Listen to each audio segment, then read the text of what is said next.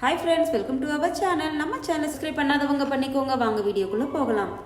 Lady super ஸ்டாரான Nayanthara அவர்கள் reject செய்த படங்கள் எதெல்லாம்னு பார்க்கலாம். தமிழ்ல மட்டும் இல்லாம தெலுங்கு, மலையாளம், ஹிந்தின்னு எல்லா மொழிகளையுமே நடிச்சிட்டு இருக்கிற இவங்க சில காரணங்களால நடிக்க மறுத்து சில படங்கள் எதெல்லாம்னு பார்க்கலாம்.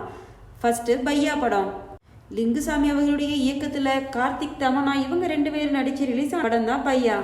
இந்த படத்துக்காக ஹீரோயினா நயன்தாரா அவர்களை தான் ஃபர்ஸ்ட் அணுகியிருக்காங்க. ஆனா எதிர்பார்த்த சம்பளம் கிடைக்காததால படத்துல நடிக்க நயன்தாரா அவர்கள் மறுத்துட்டாங்களாம். அடுத்தது ஒரு கல் ஒரு கண்ணாடி படம். உதய ஸ்டாலின் அவர்கள் ஹீரோவா அறிமுகமான இந்த படத்துல ஹீரோயினா நடிக்க நயன்தாராவை தான் இயக்குனர் ராஜேஷ் அவர்கள் அணுகியிருக்கிறாரு. ஆனா நயன் வேற படங்கள்ல பிஸியா இருந்ததுனால ஹன்சிகாவை ஓகே பண்ணியிருக்காங்க. அடுத்தது சிங்கம் 2 படம். சூர்யாவோட நடிப்புல உருவான சிங்கம் 2 படத்துல வாழை வாழை அப்படிங்கிற பாடலுக்கு நடனமாட முதல்ல நயன்தாரா அவர்களை தான் அணுகியிருக்காங்க. ஆனா இந்த ஆஃபரை அவங்க ரிஜெக்ட் பண்ணிட்டதுனால நடிகை அஞ்சலி அவர்கள் இந்த பாடலுக்கு வந்திருப்பாங்க.